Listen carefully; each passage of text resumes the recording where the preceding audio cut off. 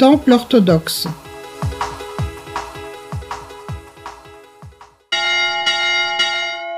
La survie d'un peuple dépend de la sauvegarde de sa langue et de sa foi.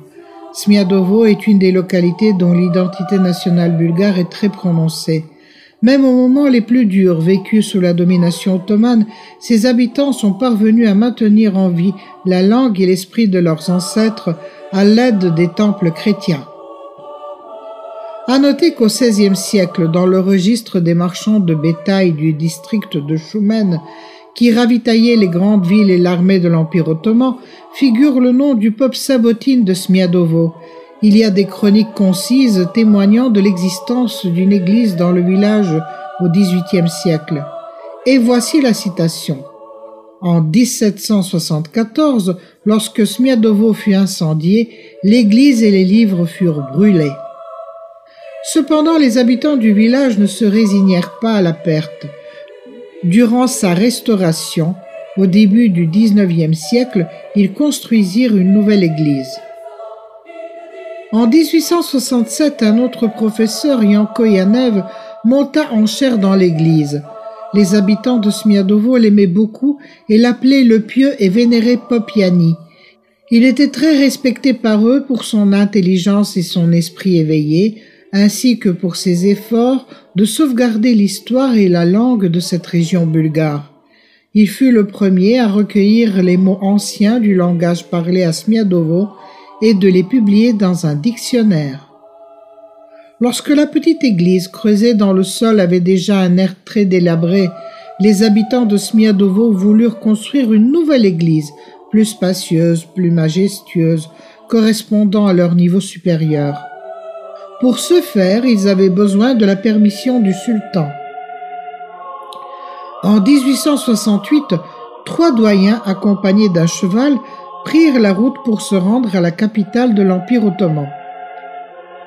L'un d'eux avançait à cheval, les 2 autres à pied, en s'alternant à tour de rôle, et ainsi ils arrivèrent à Constantinople. À cette époque, les circonstances étaient plus favorables.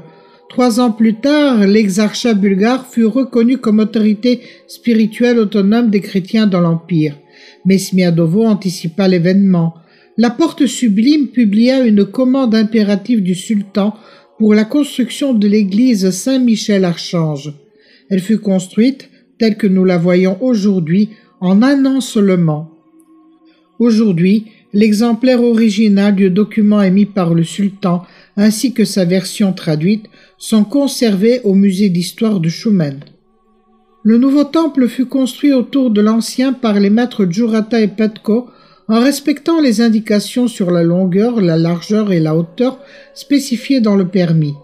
Lorsque les murs extérieurs avaient déjà entouré la petite église creusée dans le sol, celle-ci fut complètement détruite et enlevée, et le peintre Bedelev, professeur de peinture à Choumen, peignit les icônes sur les nouveaux murs blancs. Nous n'avons pas beaucoup de renseignements sur ce peintre, mais les peintures sur le dôme, l'autel et les murs de l'église sont d'une originalité remarquable tout en respectant les canons. Les icônes de Saint Ignace et de Saint Dimitar sont particulièrement vivantes et réalistes, et la posture de Jésus, à droite de l'autel, assis avec un grand livre sur les genoux, est très rare dans l'iconographie de l'église bulgare.